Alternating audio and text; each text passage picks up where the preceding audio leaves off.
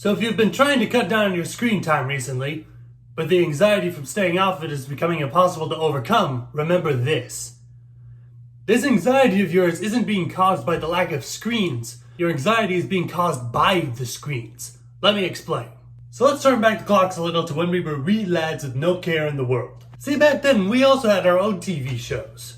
And we had some pretty good ones too. We had Wallace and Gromit, we had Backyardigans, we had Wow Wow Woobsy. We had all sorts of good shows back in the day. And when we'd sit there and watch them, we'd just enjoy the experience. More often than not, when the time came to go to bed, we were just able to get off of it without issue.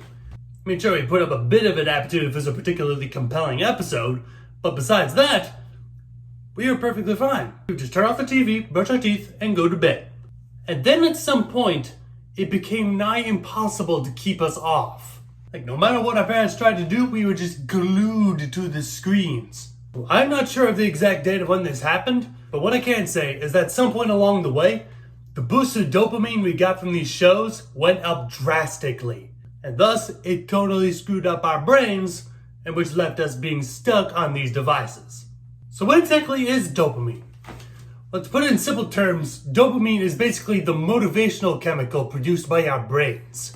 Essentially, it's responsible for us seeking pleasurable things, and thus is one of the most important chemicals to our survival.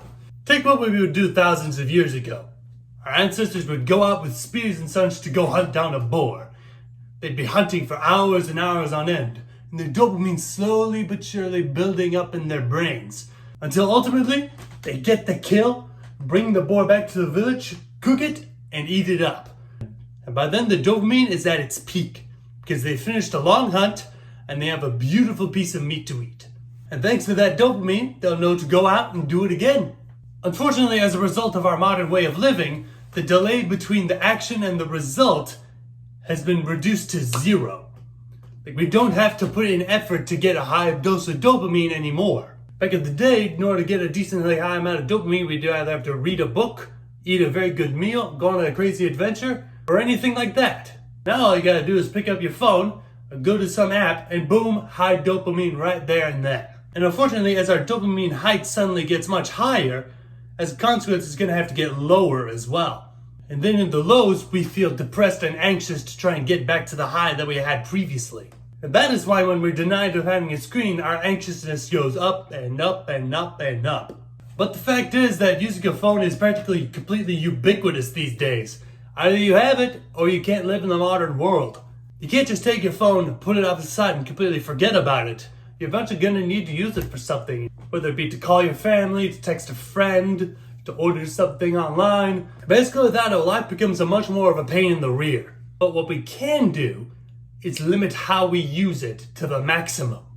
And I can tell you how. Of course, instantly quitting something with this high of a dopamine intake is gonna be a very painful experience. However, if we do it correctly, then it shouldn't be as bad. For the next time you get on your phone, instead of just blindly going on there to do something, set yourself an intention of what you're gonna do on the phone. So when you pick up your phone, you could set an intention as, for example, I intend to call my mother, or I intend to send an email, or I intend to watch this YouTube video and no other. Then you could go ahead and do that thing, and once it's done, put it back down. Just leave it be. Then in the meantime, you could fill up your life with things you want to do. Like, for example, you could pick up a couple hobbies, like playing the guitar, solving Rubik's Cubes. Heck, you can even go outside and walk in the woods. But you might say, but I live in the city, I don't live nowhere with woods. Go to your maps, look up parks in your area, and go there. And that could be a really cool adventure you can go on. Meanwhile, all at the same time, you could keep practicing being intentional with what you do with your phone every single day. Because you see, our biggest problem is that when we get on our devices, we're completely mindless about what we do on them. We tend to get on there, do what we want to do, then we just stay on there for a while, and all of a sudden 2 hours have passed and we have no idea what happened. But if we are intentional with all the things we do, then we'll be good to go.